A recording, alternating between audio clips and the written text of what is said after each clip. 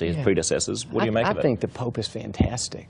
You know, I just think his tone, his humility, his, you know, I loved when he said the other day, you know, and it's our view too. We're not trying to, you know, make this a little bitty narrow thing. Anybody's welcome. We may not agree, you know, 100% on doctrine and theology, but you know what? The church, Catholic Church, our church, it's open for everybody. So I like his tone, not pushing people away, but I believe God's big and his mercy is very wide. Authenticity, humility. Pope Francis is the perfect example of this. He is doing everything right. You see, people will listen to what we say if they like what they see.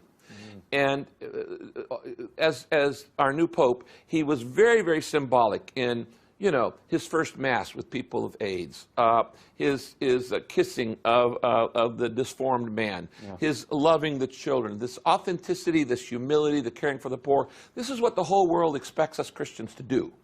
And when they go, oh, that's what a Christian does. In fact, there was a headline here in Orange County, and I loved the headline. I saved it. It said, if you love Pope Francis, you'll love Jesus. That was the headline? That was the headline. Oh. It was the headline. I saved it. I showed it to a group of priests I was speaking to a while back. Pope Francis I is known for his appeal to and concern for the common man.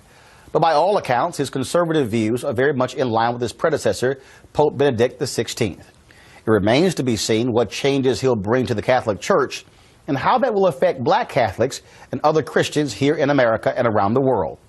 Joining us from Dallas, Texas, is one of America's most prominent religious leaders, Bishop T.D. Jakes of the Potter's House in Dallas. Bishop, welcome back to Washington Watch.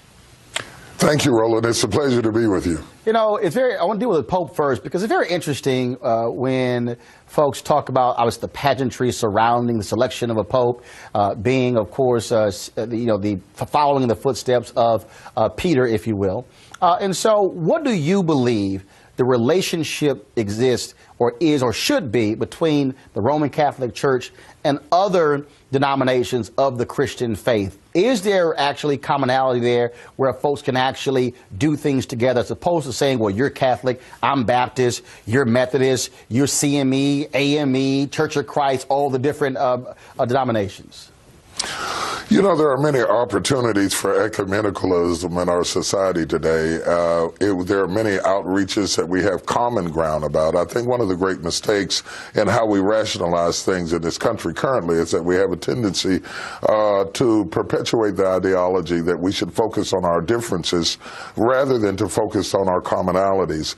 When I think of the Roman Catholic Church and their belief in Jesus, his death, burial, and resurrection, the fact that they serve the poor, the fact that they're interested in education. There are many things that we can gather around and agree upon. And in the areas that we do have agreement, I think there is great continuity between the Protestants and Catholics as it relates to the betterment of the human species in general.